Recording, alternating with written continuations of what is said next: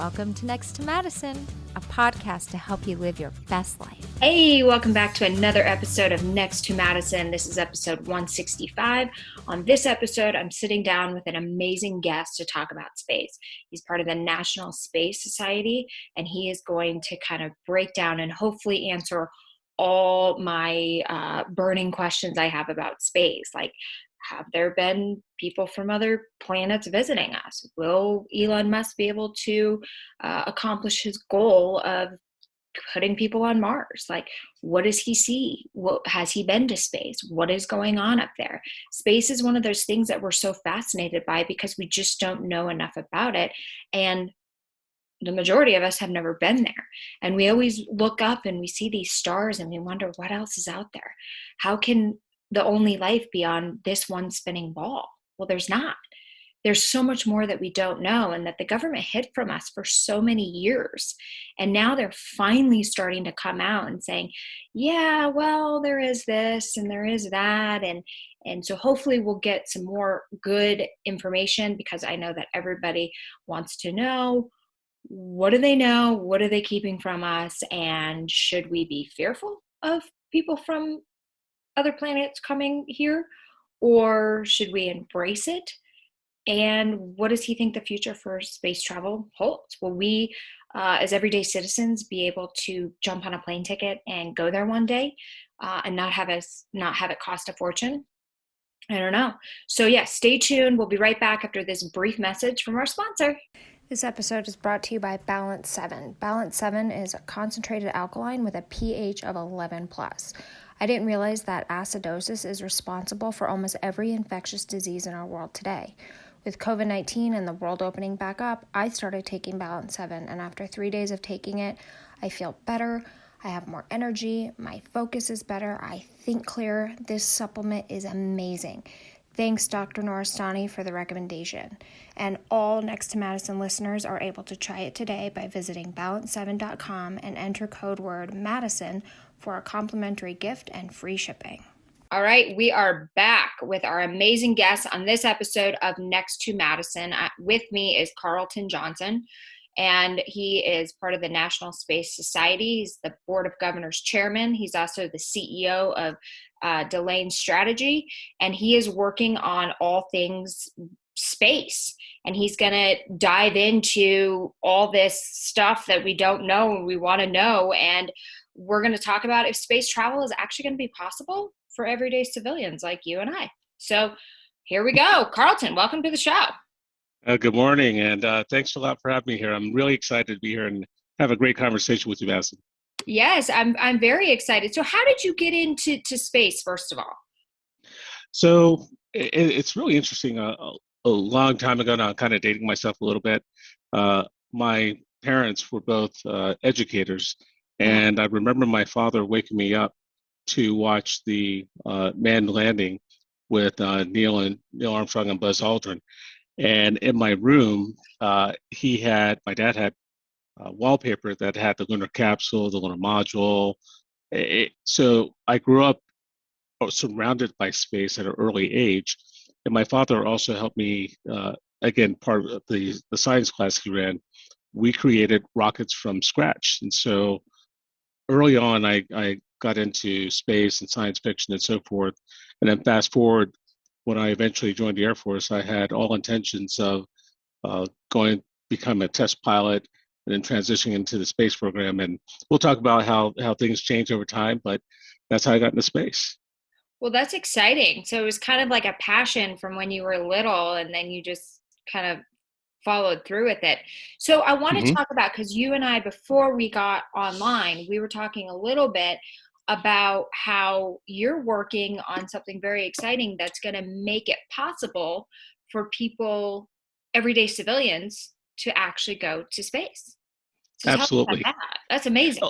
So yeah, and this is a great time, Madison, because as you look at what's happening in the last few years, and thanks a lot to their creativity, the leadership, and of course their funding. People like Elon, Musk, and Jeff Bezos are opening up this whole area of launch. And as you and the listeners may or may not know, for many years since the shuttle program and the incidents with the shuttle, we, the U.S., have been reliant on Russian launch. And so looking at ways to make reusable and sustainable launch a reality, that's the first stage. And once again, thanks to Elon and Jeff for doing that. Yeah. Now you should move forward. And this is one of the things that in my role as the chairman of the Board of Governors for National Space Society, NSS for short, this is something we talk about all the time, and it's all about this term called space settlement. And imagine this, just kind of imagine this in a not too distant future. You and I decide to meet up in, let's say you're in Colorado, I'm in Washington, D.C. today. We both get on a suborbital transport, and we go from where I'm at and you, we take a 1 hour flight. In this case, for me, 1 hour from Washington, D.C. to Los Angeles. We meet up in Los Angeles. We have a nice cup of coffee while we're waiting transfer at the spaceport. We go down to the spaceport, and then we do a launch to a low Earth orbit satellite complex. And once we get there and we get processed in, now we're in zero G or what have you, and you and I are having this exact same conversation, but we're doing it on a space station looking down on Mother Earth and going, wow, this is really cool. That's what the organization's all about, getting the everyday person into space and again, making it so that it becomes commonplace. I mean, it's amazing. When do you think this will happen? Well, see, I could kind of throw the dice in a crystal ball and say, yeah, tomorrow. But in all honesty, it depends on a lot of things. And this is one, again, the things I'm working on. When you look at this thing called launch, being able to do launch now, that's part A. Part B is creating that entire ecosystem that's needed to get people like you and I up there. Whether we're talking about new type of spacesuits. Matter of fact, a company called Axiom just won the NASA bid to develop the next generation spacesuits, because the previous ones were focused only on gentlemen. Now NASA realizes that astronauts come in all shapes and sizes, so they're coming up with new spacesuits. The next thing is looking at things like space medicine. I know that you're going to have a really fascinating person, Dr. Vanessa Farshitaki. I think you met her, or the team met her up in New York City during the Nancy Conrad event. She's a space medicine expert, so we're looking at all things related to the next generation of space medicine and how that's going to affect us going forward. So all these different lanes have got to converge so we can get out there. It's, once again, not just about astronauts going up for science. Yeah. It's setting up the conditions so we can go. So if you ask me when that's going to happen, I know that we're talking about doing a manned mission to the moon and or Mars by 2030. So looking at the curve of technology and so forth, between now and say 2070, you should see some people up there doing some interesting things. That's a wag, but you asked. I mean, that's amazing though. So yeah, and the woman he was talking about, she will be on at the beginning of August, so stay tuned for that episode. So we'll get into more of the space medicine, because I have a million questions there, but we'll save that. I'm like, what is going on here?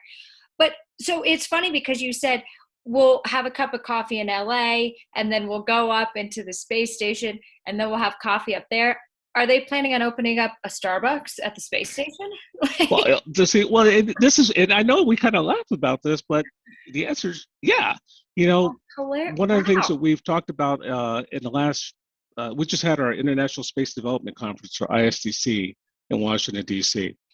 And part of that was discussing what are the things that we need to put in place so that we can actually do that. Case in point, when you look at space tourism as it is right now, it's almost like a roller coaster ride. You go up, you get zero G, you come down. The end state is you're going to go up and stay for a few days. Well, do you just want to orbit the Earth in a capsule? Well, that's interesting, but after the first 24 hours, maybe not so much. You probably want to dock somewhere. And if you're going to dock somewhere, well, you got to eat. You probably got to sleep. Things like, and I'm not making this up, Madison. Things like, what would hairstylists do in space? Because today, if you kind of look at the astronauts when they're up on a station. It's all, just kind of hanging out there. The hair's all over the place, so forth. Yeah. Well, that's an opportunity for the next space hairdresser to figure out what the new style is going to be. Starbucks, for example, and I'm not speaking for Starbucks, just Yeah. using this as an example. Starbucks is probably going to think, hey, you know what? It would be really nice to have my logo on the station, and maybe I could probably figure out to have this in zero G. How would I do this way? They're thinking these things through right now. And so Wow. my job and what I try to do with the National Space Society is forge those conversations so people are thinking about that and creating not only business opportunities to that end, but make sure that people like you and I know that you don't have to have $1 million to get into space, at least down the road. That's the intent. So it's almost going to be like a vacation. Like you're going to go and it'll be like a hotel with restaurants and hairdressers. And Yeah, obviously in the even space station, they'll have gravity tools to do maybe. Well, where everyone's that, just floating around. yeah. It's interesting, and it's not just about the tourism piece. We talk about men and women, children of all ages, living, working, and thriving in space. So, case in point, when I talk about that ecosystem, you have the Earth, you have the Moon, you have Mars.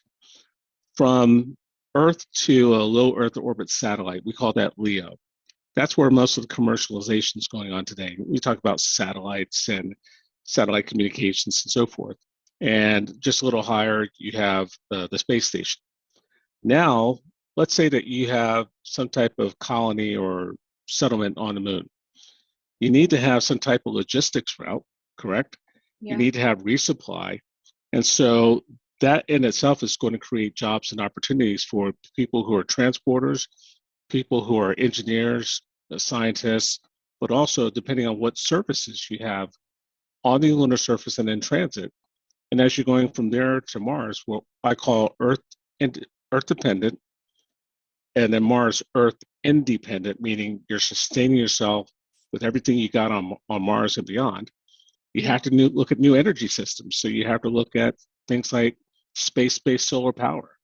You have to look at converting free hydrogen into some type of fuel.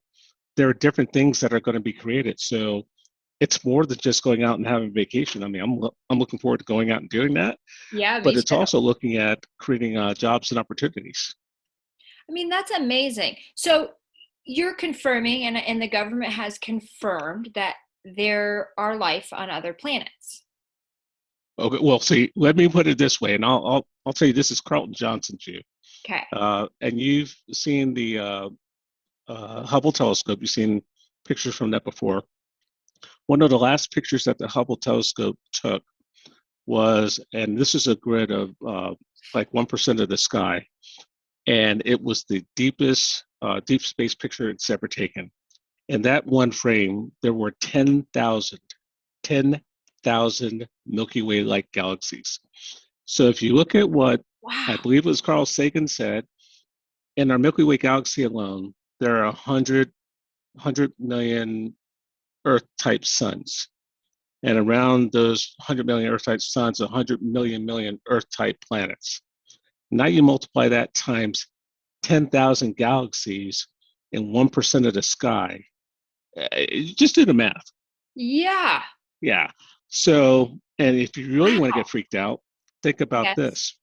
That deep space picture, uh, and I'm going to make this up because I don't know the actual number.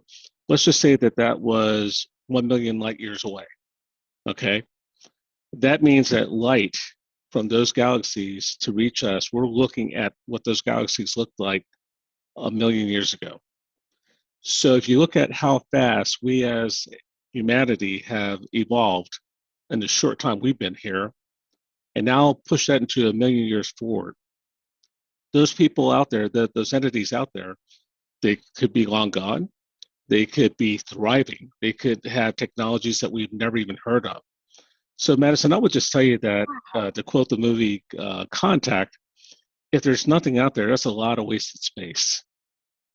Yeah, I never bought the fact that like this is the only out of all the planets that we know of, this is the only one that's populated. it just didn't seem accurate. Like we couldn't It- be the only one. And then obviously there was it called Area 51 in New Mexico? yeah, there's a whole lot of rumors about that. I've personally never been, but yeah, go ahead. Well, they have a museum, I Yeah. think, and don't they have like alien bodies? Well, there's a whole lot of I call it rumor intelligence out there. And let's face it, there's a lot of people who make, I won't say a lot of money, but some money on telling a story that they want others to hear and believe. Yeah. Me personally, uh, I don't believe I've ever seen anybody from another location, but then again, I guess how would you know? Uh, I don't know what they look like. I don't know what they're going to look like. I will just tell you that I don't believe that. I think the galaxy is big enough for more than us. Right. Well, like exactly. But some people Mhm. think that there's already people from other realities or space or planets here already. And they're like in the Yeah, skies. I mean, there's so many theories. And that's why space is such an exciting topic because it's such an unknown area.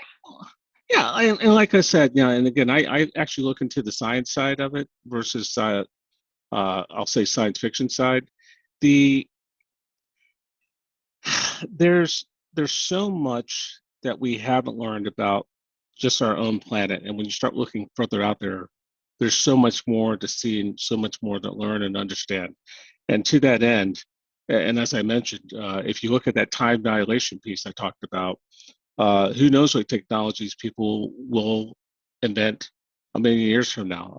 If you took us today with a iPhone, Hmm. and went back 200 years, people would think that we're magic or so forth. Well, it's not magic; it's technology. But you know that's really kind of the magic of technology, if you will. People look at something and go, "Oh, wow!" But if you can see it, you can understand it. If you can understand it, you can dream it. If you can dream it, you can build it. Very well said. I mean, so why do you think that uh, Jeff Bezos and Elon Musk are so fascinated with getting to space and creating civilization, like colonies up there? What do you think Yeah. is the drive behind all that? Well, and I've listened to the speeches from both of them over the years, and I'll kind of reflect on a interesting story that I heard and I read. I can't remember where exactly I saw it, but there was a gentleman a young kid, who had made his millions selling, I believe, was Minecraft or something similar to that, and he was actually going through severe depression. The reason he was going through depression was allegedly all his old friends. He kind of made it, so all of his old friends had real jobs and so forth. So while he was living at large, they were working or being with their families. His new friends, it was all about the money and so forth, and that wasn't him. And then he started feeling like, oh my gosh, I've kind of made it, but what do I do now? So he started falling into depression. And again, the story goes that either Elon or Jeff had talked with the gentleman and communicated to him that now you are at the opportunity and point to do what you really want. You've created the means to do what is your passion. Yeah. So, what's your passion? And they related that their passion is space. And so they want to move forward to get out there and see and understand. They want to take people with them to experience that. And if you remember the recent launch 4 or 5 months ago with Bill Shatner, Yeah. Captain Kirk on Star Yeah. Trek.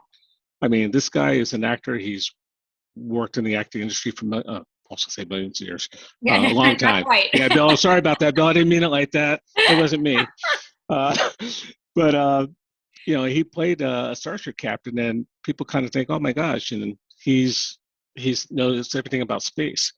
But when he went up, and just look back at that video, when he came down, his life was changed forever. He said that you had the acceleration, and then there's this little thin area that for him went by in about a 3 or 5 seconds. Well, that was going from the atmosphere into space, and it's actually like about 10, 15 miles long, but at the speed he was going, it's pretty quick. And then he saw planet Earth, and he's like, "Oh my gosh, this is so beautiful!" And it changed his life, and he was struggling Yeah. to try to communicate what that meant to him. And he said, those said that every single congressperson, politician, senior leader needs to go up there to see that, because once you see that, you realize how fragile the planet is. And I suspect that, and not speaking for Jeff or Elon, I suspect the passion, what I call the dream of stars, Yeah. is resident in both of their souls. They want to go out and see and understand and experience and learn all that is learnable. And because they have the means to do it now, they want to take everybody else for the ride with them. And I think that's a great thing. It's an amazing thing. That was one of the things I wanted to ask you about, because what you mentioned the story about William is when everyday civilians have the ability to go to space. I Yeah. think personally it will help change civilization, because I feel like sometimes people get so worked up and so serious in their everyday lives that if they really, because I had a self-help exercise that I would Hmm. sometimes do with myself, or I would tell my other friends about it. And I said, every time you're like stressed out, or you're taking your life too seriously, or you feel you're too important, or you feel you're not important enough, whatever you're going through, just Yeah. like lay down and like visualize yourself like literally lifting up from where you are and going all the way up, all the way up, all the way up. And then you're in space, and then you see this tiny blue green ball, and you realize, wow, my shit's really not that important. And it's like There you go. it's like a perspective, like I think it just changes what's important and what's not. And like I just think that maybe it will make society actually better, because I think people are too I think the problem with society today is they can be small minded, meaning like you don't understand, like we're really just on this small little ball spinning in this universe, like none Yeah. of this really makes sense. And also, like, your problems in your life, you don't have to take things too so seriously. And I think It's space would yeah. change all of that. Completely. I agree with you. And there's again, there's precedent for this, both historically and recently. During the initial space age, if you will, when we did our first docking with the Russians back in the 60s, I believe, there was a lot that was going on Earth. I mean, we were talking about possible war and so forth, but they came together, the astronauts, Russian and the American astronauts, and they threw away the politics and said, "Hey, we're up here together. We have to survive together." Yeah. And I think they became a unifying force for the rest of us to show, you know what, uh, life's too short, and the planet's too small to do the things that we do to each other. Let's figure it out. And recently, and again, not getting political here, but when you look at the recent situation in Ukraine, Mhm. if memory serves, the Russian cosmonauts, when they went up, they were wearing Ukrainian colors. And what I hope that nothing really bad happened to them when they came back, but I believe that that was a strong message to say, regardless of the politics, we are humanity, It, and we yeah. have to work together. And space, I believe, is a great unifier to that end. Well, that could be a good thing in the future, is when egos are having conflict. I call them egos, but leaders of countries, their egos. Hmm.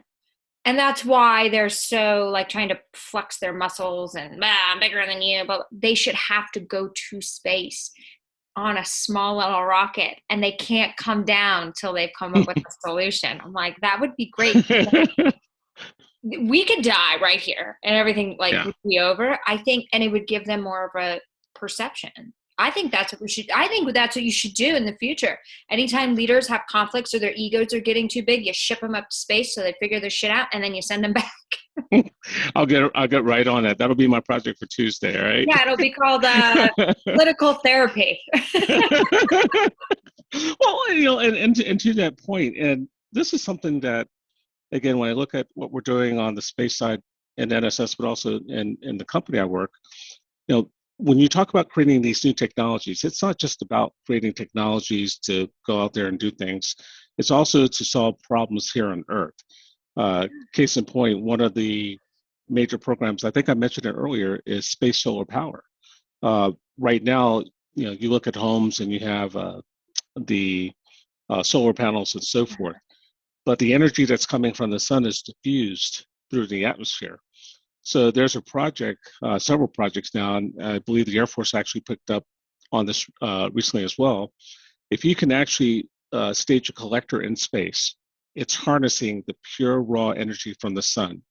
Now you beam that down directly to a station on Earth in its concentrated form.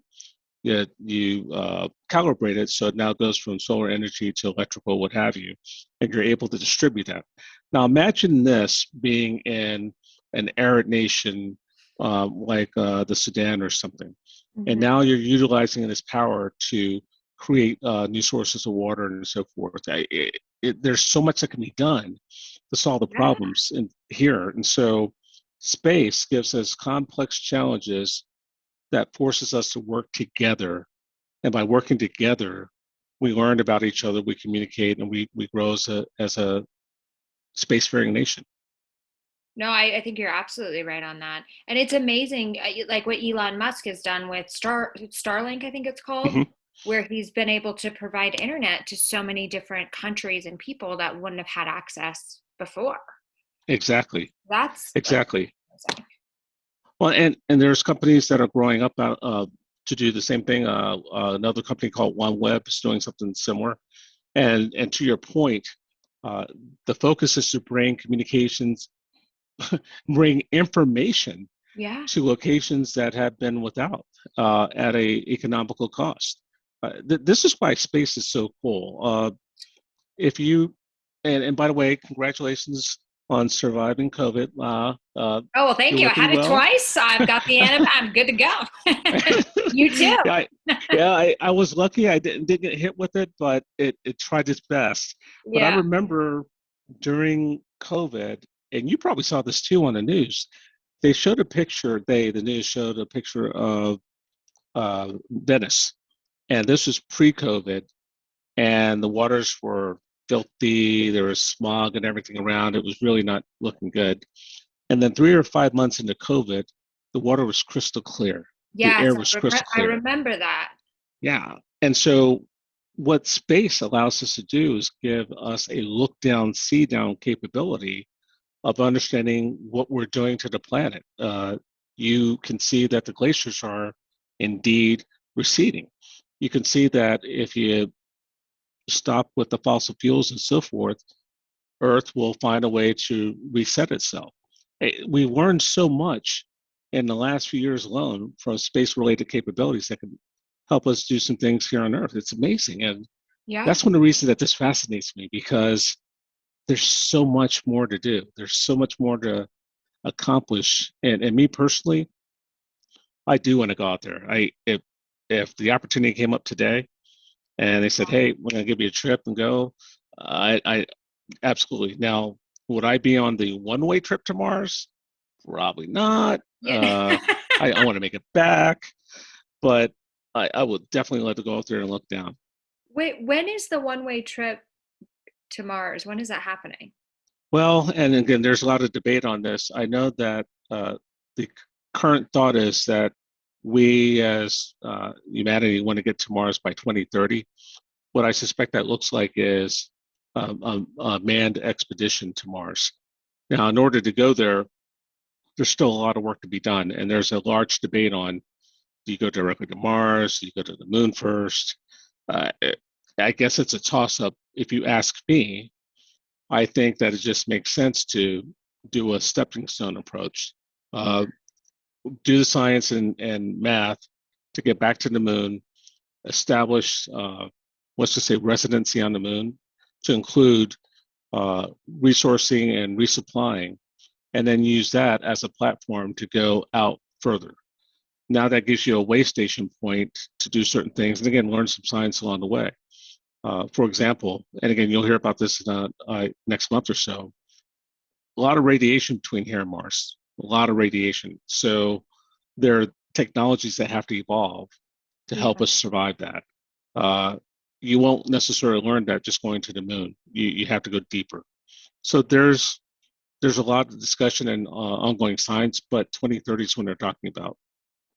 So how's the air on Mars? Have they figured that out? Like, can you breathe? Are they gonna have to be in suits the whole time? In suits right now, from I don't know the exact content, but I know there's a lot of CO2 in the air. It's you can't survive without a suit right now.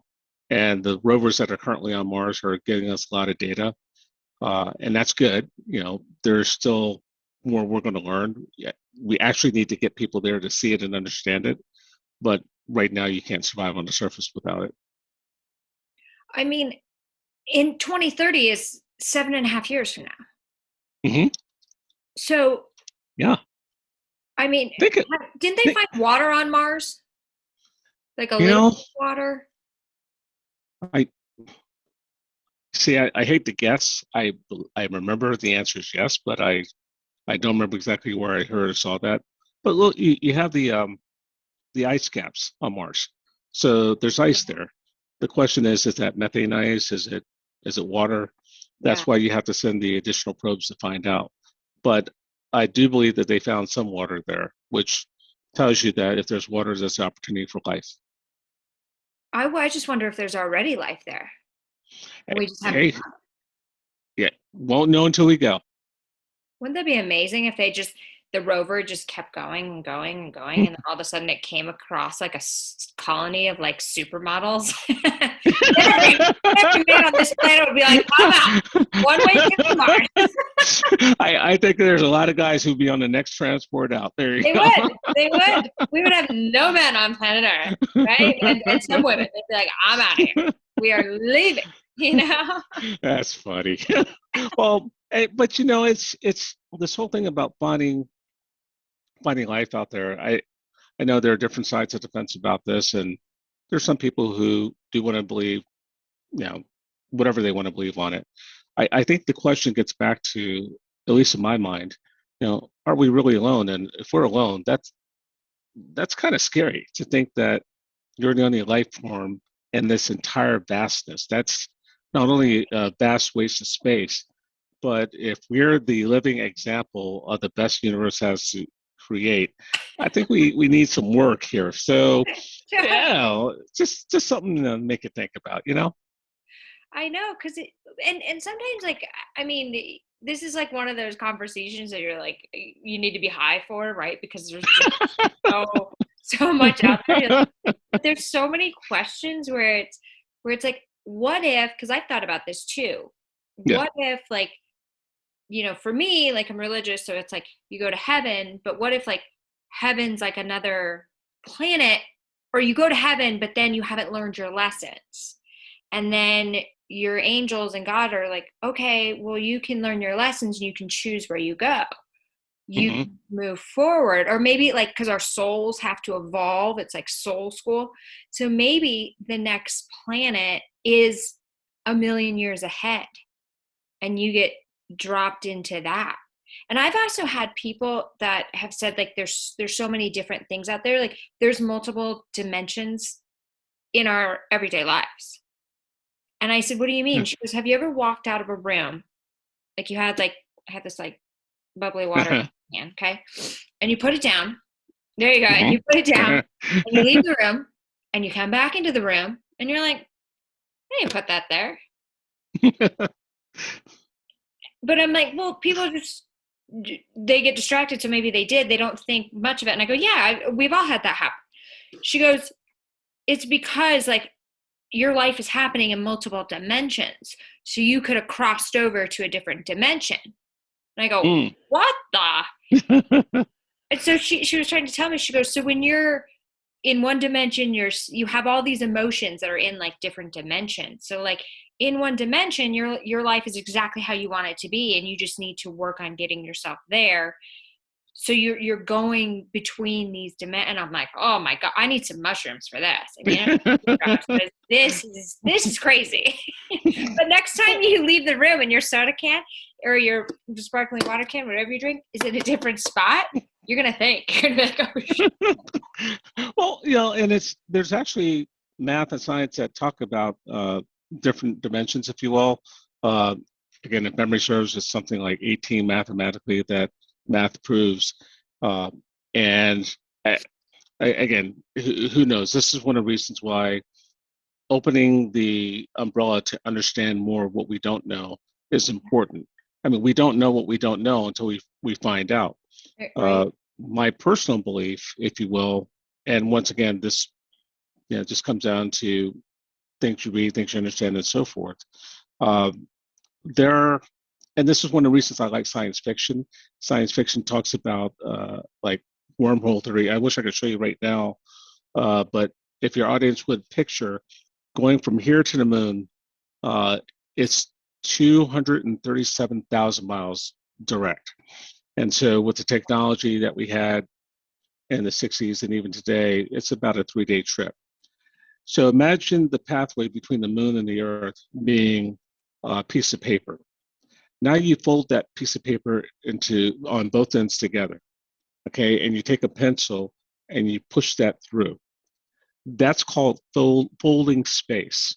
And if you could fold space, then 2 points occupy the same space at the same time when you bend it like that. And now if you can find a way to punch through that hole, you can instantaneously be at that second point. If you really want to freak your mind out, take that same piece of paper and the entire surface of the paper is the universe. And now you ball it up, you crumble it up. All those points that are connecting, all those creases and seams are points. So you could technically, mathematically jump between those. There's a science and math between that. Is that science fiction? Is that science fact? Well, again, once we figure it out. Now you take that same piece of paper, it's folded out, and you take 4 or 5 papers below that. Now that gets into that dimensional theory you're talking about. Yeah. Okay. And if you take those papers and pull them together, ball them up, find a way to punch through. So the answer to the question is could be. We won't know until we figure it out. And that's one of the reasons why I'll be honest with you, I hated math growing up. I hated it. I Yeah. couldn't stand it because I just didn't see a purpose in it. And then when I started getting into space, I realized that math literally is the key to the universe. So the mathematics behind that are fascinating. And if you can prove it mathematically, there's a potential that you can actually do it. The technology may not be there, but the science is there. So who knows? Probabilities, alternate realities, all these different things. Right now, it's the domain of science fiction, but maybe one day when we can prove these things, it'll be science fact. Well, hopefully in our lifetimes, because I'd like to see more of this. Well, But there's a lot you're seeing today that, again, I harken back to Star Trek because I grew up with that. Your iPhone is literally a Star Trek communicator and a Star Trek tricorder. We are doing the Star Trek bridge view screen right now, you and I. Yeah. And everybody who's listening, we're talking and listening over subspace, if you will. Yeah. So the things that we grew up with, and you're much younger than I am, as you look at all the things we grew up that were science fiction, in a very short time, they became science fact. Who knows what we're going to imagine 20 years from now, 50 years from now, 100 years from now. Well, 100 years from now, I can tell you I won't be here. And I got bad news for you. Neither will you. hey, you but never know. What if we create here. some type? There you go. But this is what's so fun about the space piece, and it's all about possibilities, and that's why I love it so much. I get up every morning, and this conference that I was just at, it was remarkable. We had some students that came in, and they were part of a contest to design a habitat, a space habitat. And not only did they design something that was mathematically feasible, they were already looking at funding for certain types of technologies, material. These are students that are, and the winning team came from Ireland.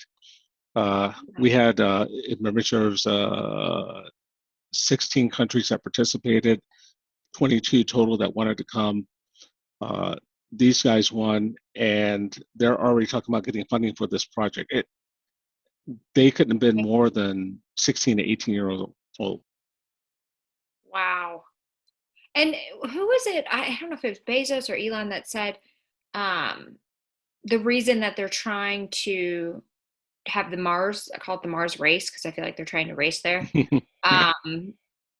is because they think that the Earth will one day be like not livable. Well, okay, so I'm gonna get a little sad here. One of my favorite science fiction shows is a show called Babylon 5. Came on many years ago, Okay. and there was a scene where the commander of the station, the station was called Babylon 5, and it was the fifth station. The first four died horrible deaths and disappeared. So the question was, why create Babylon 5? And he said, if you ask 100 people what's going to happen in the news today, you'll give you 1,000 different perspectives. But those same 100 people, if asked this question, will tell you the same thing. At some point, the Earth is going to die. And that's because the sun will go nova, something will happen many years from now. Yeah. When that happens, we're not just going to lose the Earth. We're going to lose Marilyn Monroe. We're going to lose Einstein. We're going to lose Abraham Lincoln. We're going to lose we're going to lose Madison. All the things that we have come to believe and say that this is humanity. So at some point, knowing that that's going to happen, we have a responsibility to the species to go out and spread throughout the galaxy so that that which is us remains. We, humanity, are not just Earth. We are humanity, and you can transplant us someplace. And yes, our roots are here. But once we get our wings and we go out, we ensure that everything we've learned over the entire lifetime of the species remains. Yeah. So I can't speak for Jeff or Elon. If that's what they believe, then they're on the right track, and hopefully that doesn't happen anytime soon.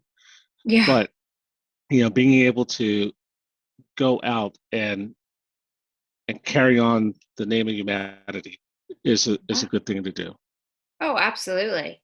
Well, it's just like so amazing when you think back, like the Earth's been around for billions of years, and then we had these massive dinosaurs just roamed peacefully, and then obviously all this natural weather, and because obviously the climate change was natural back then, it just happened, and Pangea and all this stuff, and then they died off, and then what is it? Humanity's the only proof of humanity is what, 5,000 years ago?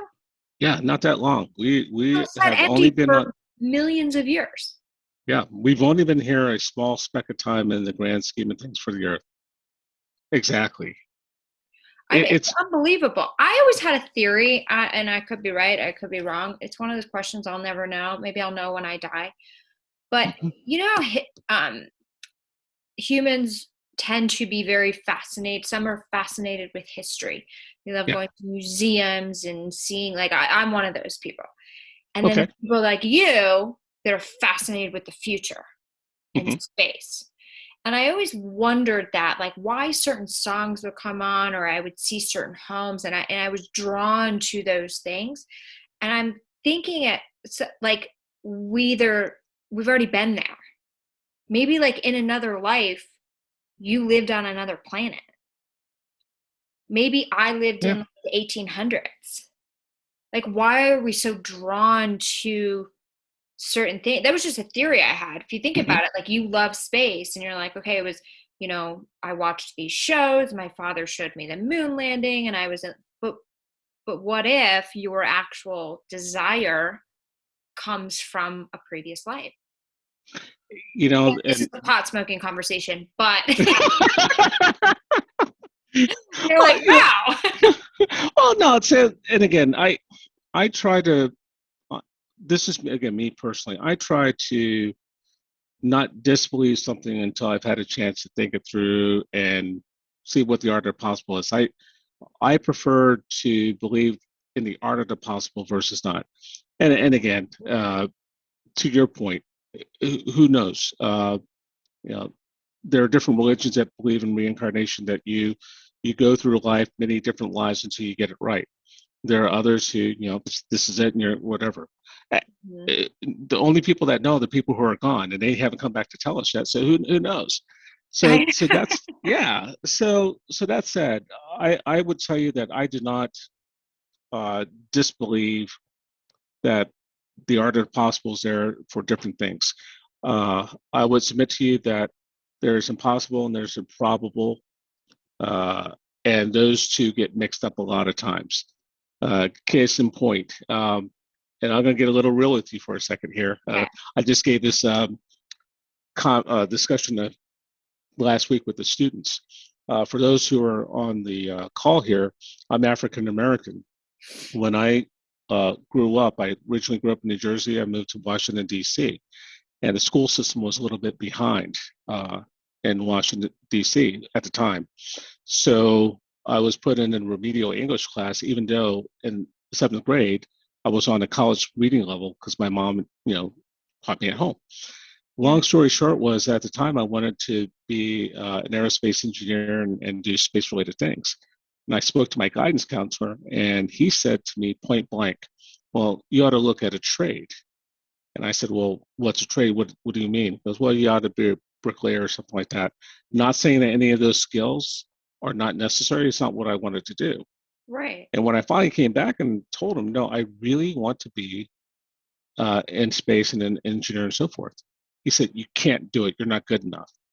Oh The my person gosh. he did, I kid you not, and I'll tell you that I was broken. It was very hard. But that same day, I met Mrs. Smith, and she was this very small but very dynamic English teacher. And I had a very short conversation with her. And next thing I know, because of her, I was brought into advanced placement English, and I went from AP English to AP History. And fast forward, I went to college and so forth, came to the Air Force. I came back Wow. 6 years later, and I saw that same guidance counselor, and I said, "Hi." I was in my full service dress. Yeah. I was really looking handsome in it. And I said, "Hi, I don't think you remember me. I'm Captain Karlton Johnson, United States Air Force. I sat in that chair and you told me that I couldn't do what I thought I was going to do. I want you to know that I run a multi-billion-dollar program that I can't tell you about, but it's really cool. Has to do with space. I manage several different sites around the Earth that deal in space-related programs. And I was just promoted to captain, and I am the company grade officer of the year for such and such location. Never ever tell anybody that they're not good enough. And if you ever need a reminder, I took off my wings and I took off my rank and I put them on his desk.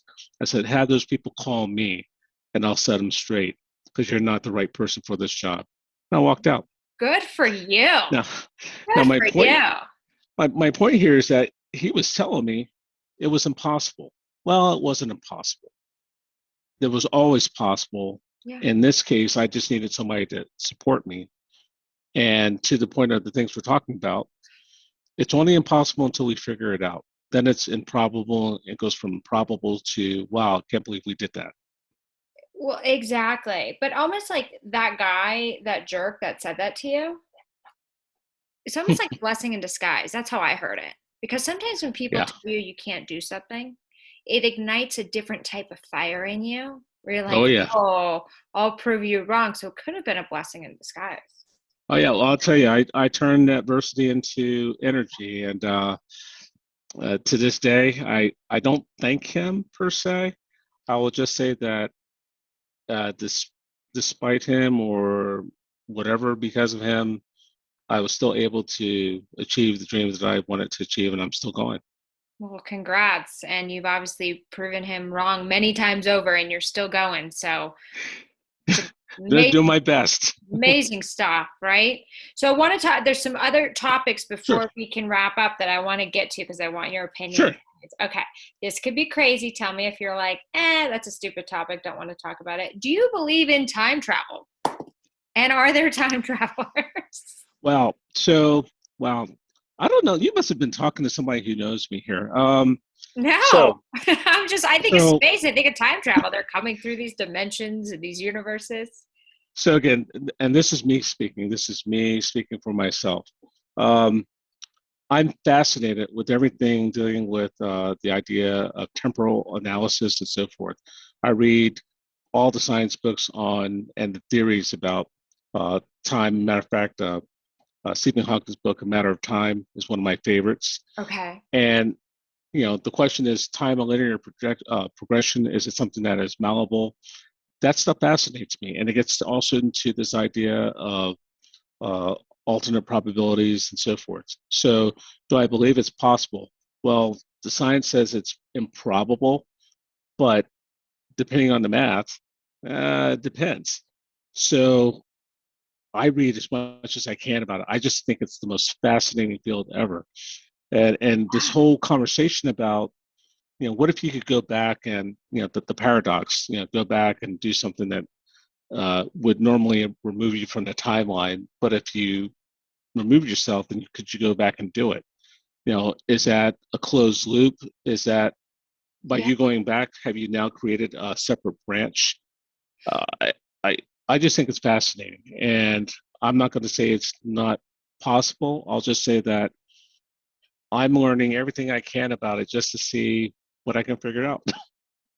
Well, and it's it's funny how they always say like the movies that Yeah. that are out there are in a weird way predict and TV shows are predicting like our future. And you said it with Star Wars, right? We Hmm. had this TV show and it was kind of predicting what's happening, what we have today. Yeah. And then so you have these different things. So I lost my train of thought on that. But what if, because what was it? Back to the Future was a Yeah. time travel movie. Yeah. So, but if there is time travel, it means that life is continuously happening in every single year in different dimensions or universes out there. Meaning, like, if I'm a time traveler, that's one thing I definitely would love to do. Yeah. Because I'm like, I want to time travel. And you could go back to 1700. Hmm. That means that life is existing as it was in 1700. We It's think that time is gone, yeah, but maybe like because time travelers usually they come from the future, usually from the theories. from the theories, So and this is why. But they're you're ahead. right. Yeah, there's a series of books that are out there. Again, these are Star Trek books that talk about the theory of temporal dynamics. And to your point, they posit, again, science fiction books, but they posit that time is happening continuously across the entire spectrum. And when you do whatever it is that transfers you from now to then is happening now. Like you said, I guess this really does need to be a conversation with a different set of things in front of us. Me, I'll take a bourbon or something, but I'll you take a just gotta. I already done But mustard, medicinal mustard, so I don't trip. they're medicinal purposes only. So it, but it's fascinating to think about. And again, to your point, I can remember many different movies from times bygone that now when you look at the technologies they imagined, there's some things we're actually seeing today. So who knows? Yeah. I'll just say that I have intentions of writing some papers on this whole subject of temporal analysis and thus because I just find it fascinating. It's not space related, but it's science related, and it's just interesting. So yeah, I like this area. Yeah. No, I mean, it is fascinating. And so, why do you think the government hid all their knowledge about space from humanity for so long? Did they feel they weren't ready to hear it? Because you know that like the government knows a lot more about space for years, I believe, than they let humanity onto. See it, and again, as we said earlier, I can't speak for the government or anything like that, and I'm not sure I'm tracking on the exact thing you're talking about. If you're talking about the recent stuff that's come out on UFOs, Yeah, I yeah, who knows? I'm just interested to see how this whole thing is going to evolve because again, this is not the first time that they talked about uh, UFOs in the past. There used to be something called Project Blue Book Okay. that was before our time, where people saw things and there were teams that would investigate that. I don't know what happened to it. I'll have to look back and see. But now with this recent footage that came out, there's just as many questions as there were answers. I think the standing answer is nobody knows what it is. Well, if somebody knows, they're not talking, and I guess we'll find out when everybody else finds out. Well, I know, because I mean, you just look at some of these movies, and it's like how they came up with these shapes and what they look like if they've never actually seen them. Well, but see, imagination's really cool. People can Yeah. imagine some really interesting things, and to the point you made earlier, depending on what they choose to imbibe or ingest, their imagination grows by leaps and bounds. Yeah. So, in that regard, I just kind of look at that and go, imagination is an interesting thing and could be a scary thing or it can be a productive thing. Yeah. So, who knows? No, that's true. And then the last topic, this will be, you can have some fun with this. Okay.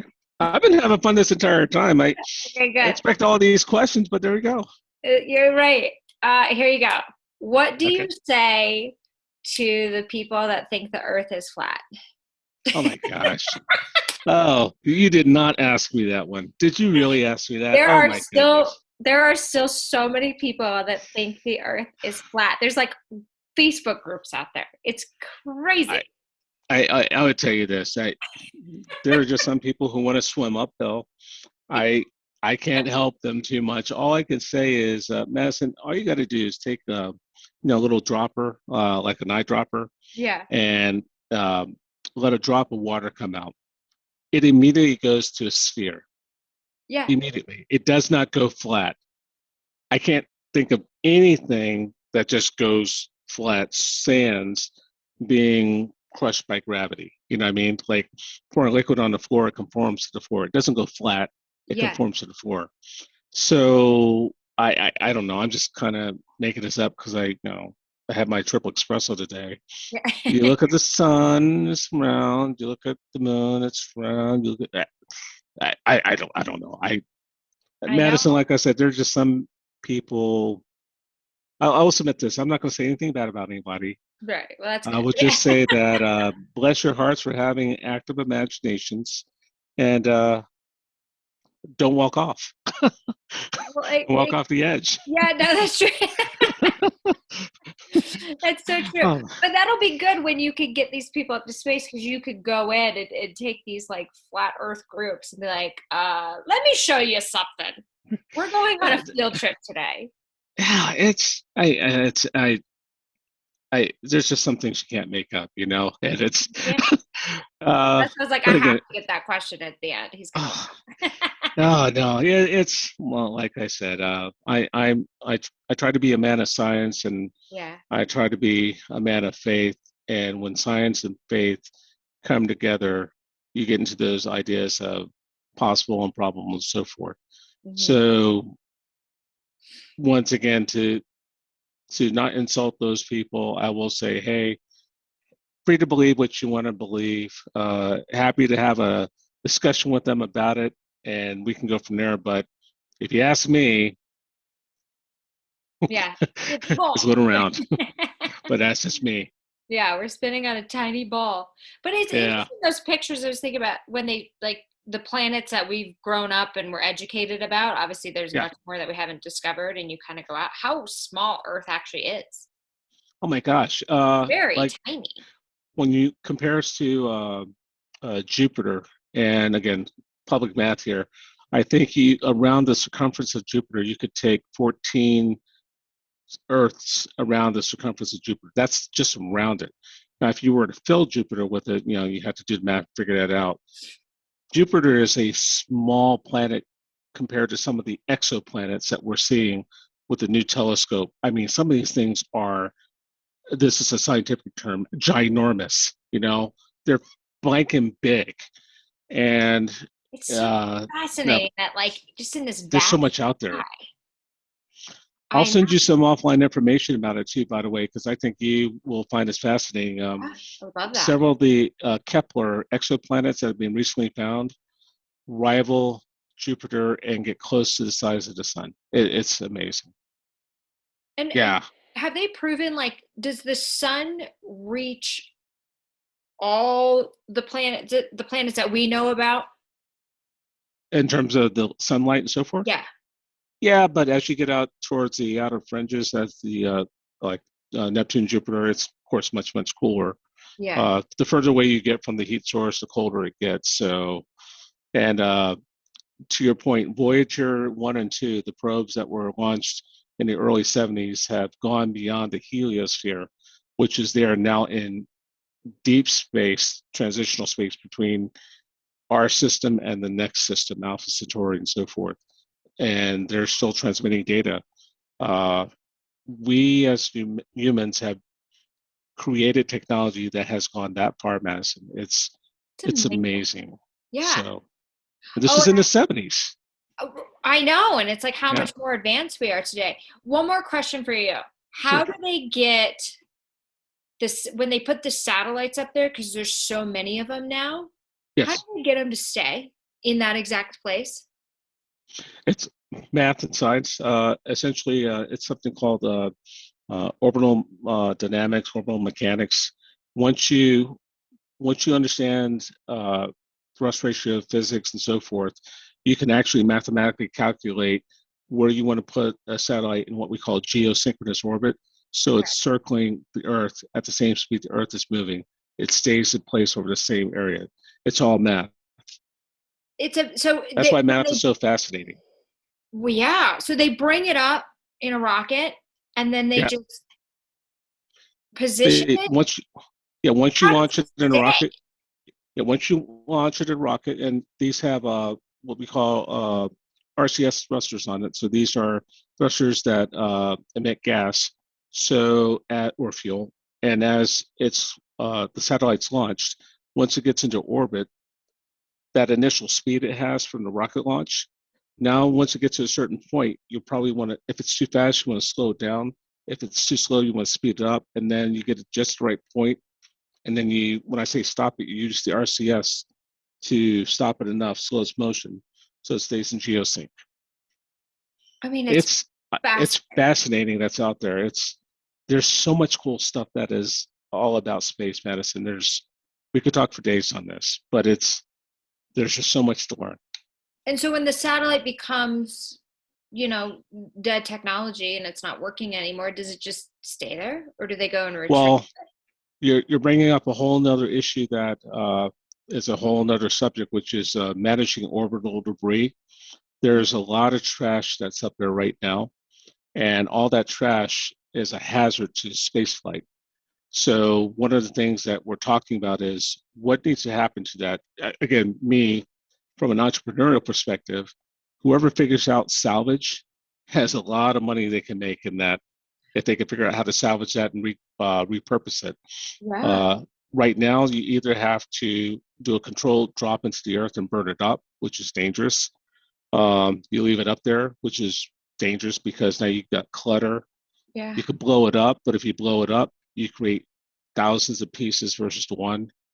There's a whole discussion about how do you manage orbital debris. And an organization like the National Space Society and others were talking about offering recommended solutions to those things. So it's so fascinating. Like the space and the universe. It's like just thinking about it now, it's like, oh my gosh. So, well, that's exciting. So I would say everybody, we have something to look forward to, which is affordable space travel. And I only say Mm-hmm. affordable because hopefully it won't cost you a small house. Yeah, well, hopefully down the road it'll get to the point where it'll be equivalent to an airline ticket. That Like would be the goal. $300. Hey, it depends on where you're going. Maybe even That's on a true. special, you can get that one-day special, go anywhere, like on Southwest for $99. You never know. So whatever happened, there's so much to talk about. Sorry, I keep going over. Whatever happened to, I thought the first guy that was going to take people to space was Richard Branson. He's like disappeared out of the conversation. Have you noticed that? Right. So Richard Rentz is still out there and working with Virgin Galactic. There's again different organizations have different focuses on what they're working on. Uh, whether it's space tourism, just doing lift, you name it, they're all still in the game. So what I'd recommend to your listeners is keep an weather eye on the space market, because I predict that over the next few years, next 5 to 10 years, you're going to see an upward curve in not only access to space, but opportunities that are created by space. And if you're looking for that next generation of monetary gain, if you will, opportunities therein, space is the market to get into, because it's literally expanding beyond the speed of quote sound right now and eventually light. It's amazing what's coming. Yeah, I mean, it's unbelievable because you always think like, space, you thought of what was it, Martin Marietta? Yeah, back in the day, yeah, Martin Marietta, Yeah, I think and it now was still Lockheed around. Martin. And then Lockheed Martin. Those were kind of the only, and then NASA, obviously. Yeah.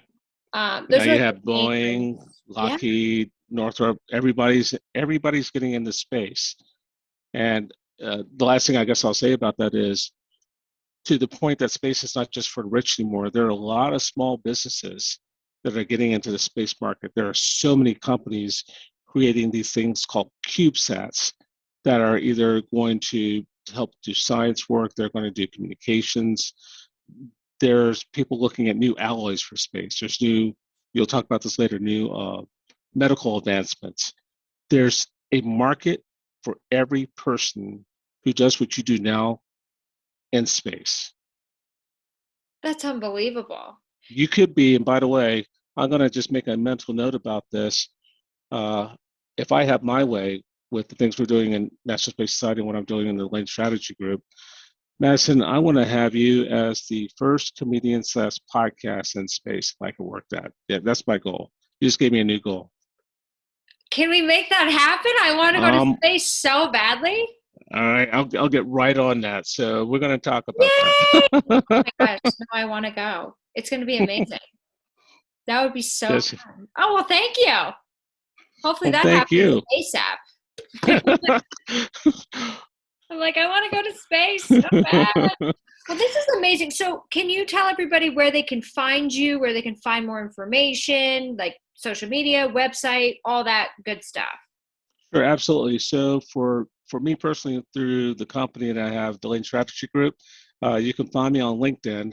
Just look at Karlton.d.Johnson, and it's Carlton with a K.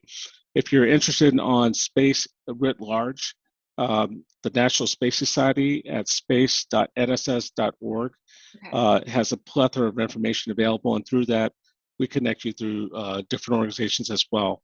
And so that's the best way to get in contact with me and also with the National Space Society. That's amazing. So you guys definitely go check that out. Karlton, thank you so much for this amazing, fascinating conversation. My head's like spinning right now because I'm like, well, what about this? What about this? And everybody who's listening, wherever you are, I appreciate you. And we will see you next time to find out who's next. Hey, your host here, Madison Malloy. Please make sure to subscribe to the show on all podcast platforms, and please rate and review us on iTunes and Spotify. Also, if you have any questions or comments, you can email us at contact@next2madison.com. I thank you again for listening. Bye.